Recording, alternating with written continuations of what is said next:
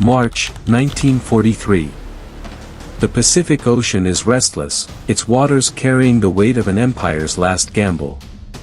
8 Japanese transports, crammed with nearly 7,000 soldiers of the 51st Division, slip quietly across the Bismarck Sea. Their decks are stacked with crates of food, ammunition, and medical supplies, the lifeline for Japan's starving garrisons in New Guinea. Around them, like a wall of steel, sail 8 destroyers. Guns loaded, crews on alert, every man certain that their training, their doctrine, their navy will protect them. At the head of this formation sails Rear Admiral Masatomi Kimura. Confident, calm, and convinced that his convoy will reach its destination. Why shouldn't he believe it? The Japanese Navy has been unstoppable for over a year. They smashed battleships at Pearl Harbor. They swept Allied fleets aside in the Java Sea. And time after time, high-altitude American bombers had failed to land a single meaningful blow. The plan seems foolproof. The men packed shoulder to shoulder in the transports believe it too. They know they are vulnerable out here on the open sea, but their faith lies in the steel umbrella of their navy's guns. To them, this voyage is simply the final step before stepping onto the battlefields of New Guinea. What none of them realize is that the rules of war have already changed. Because while the Japanese convoy presses forward, unseen and unknown to them, the Americans have unleashed a weapon that will make this voyage their grave. In Brisbane, Australia, far from the calm waters of the Bismarck Sea, American mechanics and pilots have been tearing apart the ordinary B-25 Mitchell bomber and turning it into something altogether terrifying. The bombardier's position stripped away. The nose rebuilt. Rows of .50 caliber machine guns jammed forward, until the aircraft's face bristled with steel.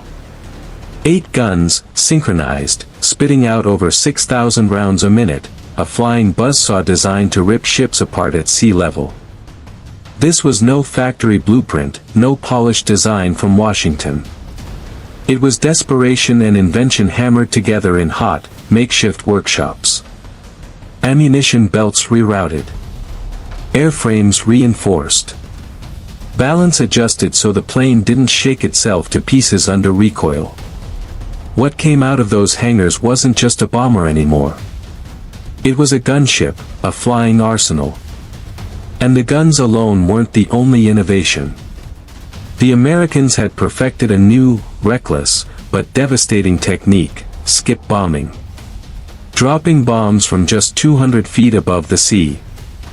Low enough that pilots could see the spray from their propellers.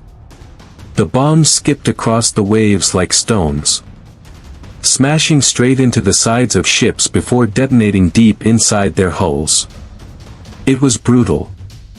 It was effective. And it was something the Japanese Navy had never imagined possible. By early 1943, the Americans were ready. The planes were modified. The tactics perfected. The crews trained for one purpose, to annihilate Japanese convoys. And then, on March 3, 1943, Admiral Kimura's fleet appeared. At first, it seemed like any other day at sea. Lookouts spotted B-17 flying fortresses at 7,000 feet, their silhouettes familiar. Japanese gunners reacted instantly. Orders were shouted. Cannons elevated. Shells exploded in the sky, black puffs chasing the bombers. It was textbook defense, just as doctrine dictated. But the B-17s weren't there to sink ships. They were bait. A distraction. The Real killers were coming in low, hugging the sea, hidden in the shadows. 12 B-25 Mitchell strafers and 13 Australian Beaufighters roared in just above the waves. Their engines screaming as they closed in at nearly 300 miles per hour. For the Japanese, there was no warning, no chance to adjust. At 1,200 yards, the lead B-25 lit up. Its nose blazed with the fury of 8 machine guns, a storm of fire ripping into the destroyer Shirayuki. Armor-piercing incendiary rounds shredded her bridge, cut down gunners before they could fire, and tore through her decks like paper. Survivors swore it felt as if the ship itself was being sawn in half. And then came the bombs, 2 500-pounders, skipping across the sea, slamming into her hull, detonating deep inside. Within minutes, the Shirayuki was broken, burning, and sinking. All around, chaos exploded. B-25s and bullfighters carved into the convoy, their gunfire ripping apart bridges, killing officers, smashing gun crews. Bombs skipped into transports, exploding in holds packed with soldiers, ammunition, and fuel. Men screamed as ships split open, as fires raged, as seawater poured into crowded compartments. Lifeboats that made it into the water were strafed mercilessly. Swimmers flailed in oil-slick seas, cut down by bursts of gunfire. Brutal, yes, but this was war, and the Allies were determined that not a single Japanese soldier would reach New Guinea alive. One by one, the transports were obliterated. The Oigawa Maru, struck broadside, tore open and spilled burning men into the sea. The Arashio, in a desperate attempt to shield the transports, collided with one of them, and both ships became infernos. The convoy that had sailed so proudly, so confidently, was now nothing more than a slaughterhouse. By the time the Americans broke off, the waters of the Bismarck Sea were thick with wreckage, flames, and bodies. All 8 transports were destroyed. 4 destroyers were gone. Of the nearly 7,000 soldiers who had set out from Rabaul, fewer than 1,200 survived. The rest were consumed by fire, steel, and sea. The news sent shockwaves through Japan's high command. Admiral Isoroku Yamamoto himself, the architect of Pearl Harbor, was shaken. The doctrine of convoys under heavy escort had been shattered in a single day. The realization was brutal: daylight convoys were now suicide. The Empire's supply lines, the very arteries that kept its far-flung garrisons alive, had been severed. For the Allies, the Battle of the Bismarck Sea was more than a victory. It was proof that ingenuity and innovation could rewrite the rules of war. The B-25 Strafer, once an improvised experiment in an Australian workshop, was now a legend. Painted with shark mouths and snarling jaws, nicknamed Dirty Dora and Sleepy Time Gal, they became symbols of death to Japanese sailors, who remembered the glowing muzzles of their guns as the 8 Eyes of Death. From that day forward, the Pacific War changed forever. Japan's dream of severing Australia was gone.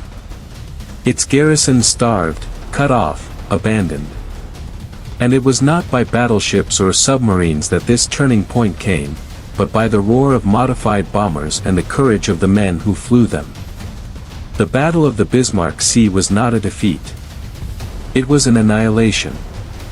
And the B-25 Mitchell made sure of it. The Japanese army in New Guinea, cut off from food, ammunition, and reinforcements, began to wither. Soldiers grew thin. Rations shrank to handfuls of rice, sometimes to nothing at all. Malaria, starvation, and hopelessness spread faster than bullets ever could. And behind it all, the shadow of the B-25 loomed, the plane that had turned the tide in the South Pacific. For the Americans, the victory was a revelation. The modified B-25 Mitchell was no longer an experiment. It was a proven killer. Crews painted shark mouths on their noses, gave them names like Tokyo Sleeper and Hell's Angel, and roared into battle with confidence.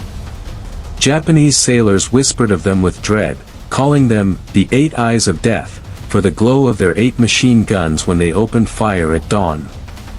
Tactics, too, had changed forever.